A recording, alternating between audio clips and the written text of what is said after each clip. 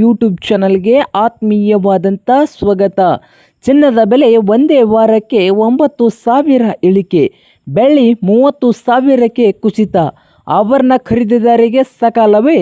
ಜಾಗತಿಕ ಆರ್ಥಿಕ ಬದಲಾವಣೆಯಿಂದ ಅಮೆರಿಕದ ಬಡ್ಡಿದರ ನೀತಿಯಲ್ಲಿ ಅನಿಶ್ಚಿತತೆಯಿಂದ ಚಿನ್ನ ಮತ್ತು ಬೆಳ್ಳಿಯ ಬೆಲೆ ಭಾರೀ ಕುಸಿತಕ್ಕೆ ದಾಖಲೆ ಆಗಿದೆ.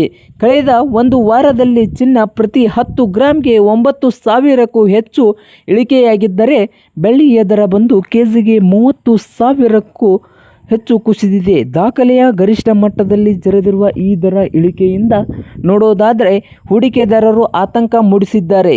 ಇದು ಖರೀದಿಗೆ ಸಕಾಲವೇ ಎಂದು ತಜ್ಞರು ಸಂಪೂರ್ಣ ವಿಶ್ಲೇಷಣೆಯನ್ನು ನೀಡಿದ್ದಾರೆ. ನೋಡಿ, ಇಂದು ನೋಡೋದಾದರೆ ಅಮೆರಿಕದಲ್ಲಿ ಬಡ್ಡಿದರದ ಮುನ್ನೋಟ, ಹಣದುಬ್ಬರದಿಂದ ಜಾಗತಿಕ ಆರ್ಥಿಕ ಬೆಳವಣಿಗೆ ಏರಿಳಿತದಿಂದ ಹೂಡಿಕೆದಾರರು ತಮ್ಮ ನಿರ್ಧಾರವನ್ನು ಮರುಪರಿಸಬೇಕಾಗಿದೆ. ಇಂದು ಚಿನ್ನದ ಬೆಲೆ ದಾಖಲೆಯ ಗರಿಷ್ಠ ಮಟ್ಟದಿಂದ ಕುಸಿದು ಕಂಡು ಬಂದಿದೆ.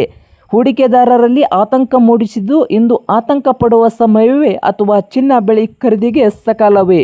ಮಾರುಕಟ್ಟೆಯಲ್ಲಿ ತಜ್ಞರು ಏನು ಹೇಳಿದ್ದಾರೆ ಅಂದರೆ, ಚಿನ್ನ ಆಗಸ್ಟ್ನಲ್ಲಿ ಫ್ಯೂಚರ್ಸ್ದಲ್ಲಿ ದರವು ಬಂದು 10 ಗ್ರಾಂಗೆ 1,49,000 ರೂಪಾಯಿ ಮಟ್ಟದಲ್ಲಿ ವಹಿವಾಟು ನಡೆಸುತ್ತಿತ್ತು.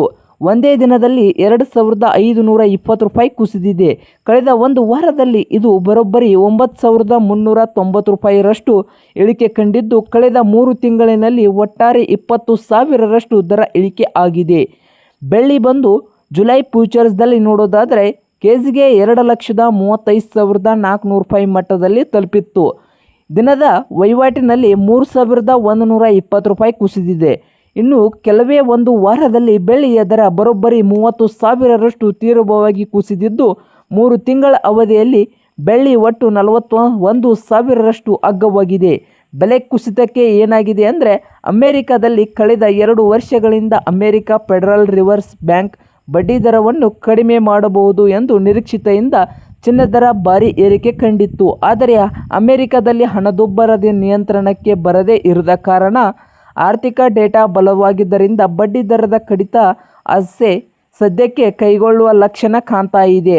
ಬಲಗೊಳ್ಳುತ್ತಿರುವ USA ಡಾಲರ್. ಜಾಗತಿಕ ಚಿನ್ನದ ಬೆಲೆಯ ಡಾಲರ್ ನೋಡೋದಾದರೆ, ಪ್ರಸ್ತುತ ಡಾಲರ್ ಸೂಚ್ಯಂಕ ಬೆಲೆಗೊಳಿಸುವ ಅಂತಾರಾಷ್ಟ್ರೀಯ ಖರೀದಿದಾರರಿಗೆ ಚಿನ್ನದ ಮೇಲಿನ ಆಸಕ್ತಿ ಕಡಿಮೆ ಆಗಿದೆ. ನೋಡಿ ವೀಕ್ಷಕರೇ.